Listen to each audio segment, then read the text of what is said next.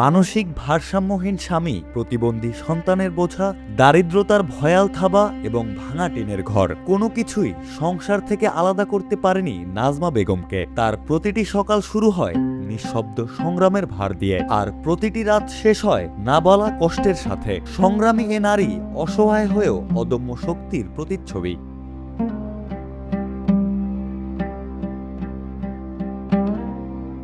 জীবনের কঠিন বাস্তবতার মাঝেও কখনো থেমে যাননি তিনি।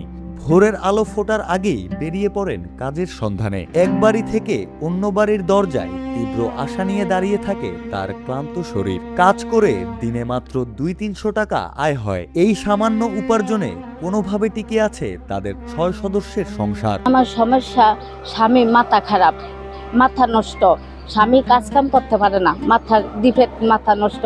আমি বাসা কাজ টাজ করি, আমি এই 2টা ছেলে লই আমি কোনোরকম করে বাসা ভাঙ্গা, বাসা ঘর দরজা উঠে না, চলতে পারি না, থাকতে শুইতারি না, কোনো পোলা ফানলে আমি 2টা ছেলে লই আমি খাইতেছি। উনুনে আগুন নেই, কখনো খাবার জোটে, কখনো জোটে না, তবুও থেমে নেই এই মায়ের সংগ্রাম। জং ধরা টিনের অসংখ্য ছিদ্র দিয়ে বৃষ্টি এলেই ঘরের ভেতর পানি ঢুকে পড়ে। ভাঙা টিনের চাল পলিথিনে ঢেকে কোনো রকমে ঠেকিয়ে রেখেছেন নাজমা বেগম। নরবরে খুঁটির ওপর ঝুঁকি নিয়ে দিন কাটছে পুরো পরিবারটির। যে কোনো সময় ভেঙে পড়তে পারে মাথার উপরের শেষ আশ্রয়টুকু। স্বামী মাথা খারাপ, মাথা অ্যাক্সিডেন্ট করছে, এই যে নাক করছে, এরপরে এই যে গাল ধারা করছে, এই যে হাত ভাঙে। দেখেন আমার ছেলে প্রতিবন্ধী, দেখেন এমন ফালাই থুইছি।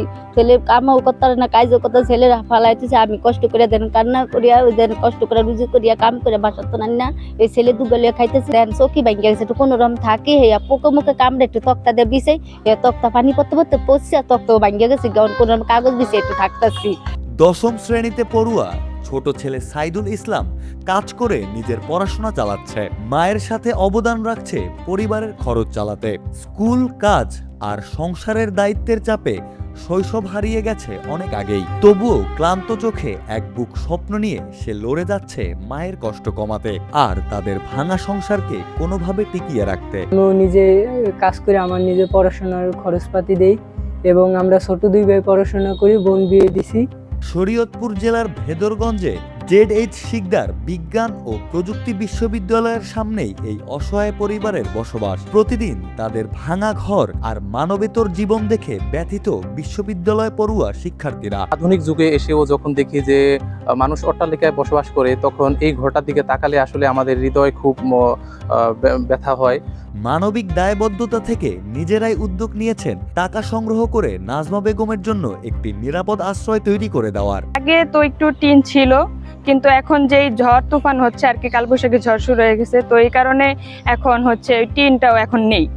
আর উপরে হচ্ছে আপনি ভিতরে গেলে দেখতে পারবেন যে পলিথিন দেওয়া আর পানি পড়তে থাকে, ওরা থাকতে পারে না। 6 জন সদস্য একটা রুমের ভিতরে কিভাবে থাকে এটা তো অবশ্যই আপনারা বুঝতে পারছেন। তবে জায়গাটি নিয়ে মামলা চলতে থাকায় ইচ্ছে থাকলেও কিছু করতে না পেরে তারা ব্যথিত।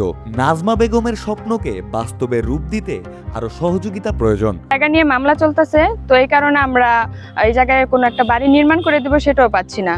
আমরা অন্য একটা জায়গা ঠিক করছি, ওই জায়গার কাগজপত্র সবকিছু আমরা ঠিক করছি, আর টাকা আমরা কিছু কালেক্ট করছি, কিন্তু সেই টাকা দিয়ে আমরা যেহেতু স্টুডেন্ট, আমাদের অত টাকা কালেক্টও হয় নাই, আর সেই টাকা দিয়ে একটা বাড়ি নির্মাণ করাও সম্ভব না। বাড়িটা আসলে অনেক বছর ধরে এরকম অবস্থা, আর ওদের এত সামর্থ্য নাই যে ওরা এই বাড়িটা করবে। ওরা সবাই স্টুডেন্ট, আর বাবার কিছুই করে না, মানসিকভাবে অসুস্থ, তো ওরাই পাশাপাশি কাজ করে, সেই কাজ দিয়ে মানে খাবার দাবার হয়, কিন্তু একটা বাড়ি নির্মাণের মতো অবস্থা ওদের নেই। প্রশাসন বা অন্য কোনো মানুষ যদি আমাদেরকে সাহায্য করার জন্য এগিয়ে আসে, তাহলে যেমন আমরা ওদের বাড়িটা নির্মাণ করে দিতে পারি। নাজমা বেগম জানেন তার ভেঙে পড়া মানেই পুরো সংসার ভেঙে পড়া, তাই বুক ভরা কষ্ট আর না বলা দীর্ঘশ্বাস নিয়েও এখনো লালন করেছেন বেঁচে থাকার স্বপ্ন।